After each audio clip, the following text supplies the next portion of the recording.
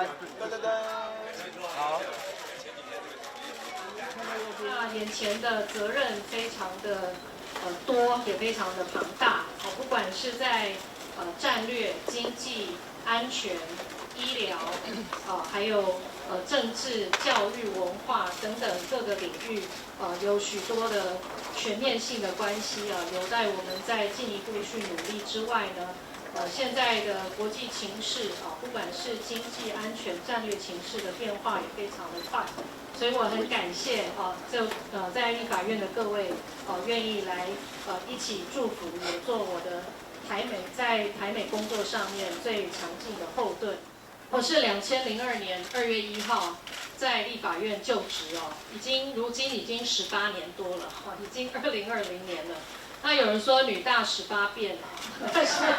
这18年来在立法院跟我们许多战友一起努力，一起学习那在基层的耕耘也让我更深刻的来了解台湾不同的面貌。那这18年，我想也让我有更好的一个准备来接下未来的责任跟重任。那当然，这个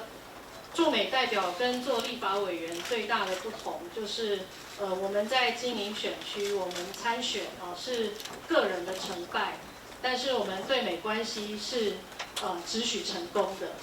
所以这个压力跟责任是无比的沉重那但是有大家的支持，有大家做后盾我会全力以赴的来跟大家共同的努力虽然我们叫 inaugural ceremony， 但是比较像 farewell party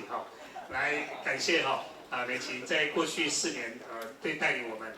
打下非常好台美国会互动的一个基础那也跟我们的前会长肖大使说明一下如果你想念我们的时候就告诉我一下，我们会在外交委会安排专题报告专程回来一趟要隔离，如果以后疫情正常就不会了但是如果你不想回来我们不会每次找你回来到立法院备询，放心好了那再次非常谢谢所有委员的出席，也感谢我们Director Christensen的到场，还有我们 Chen 这个 William Foreman 这个 President 到场，还有 John Shapiro、Ray Green 等等AIT 的朋友，感谢我们徐次长，还有我们杨珍妮、我们杨初伟，还有张副部长，我们徐嘉欣副委员长等等，我们各部会代表，更重要，谢谢我们所有会员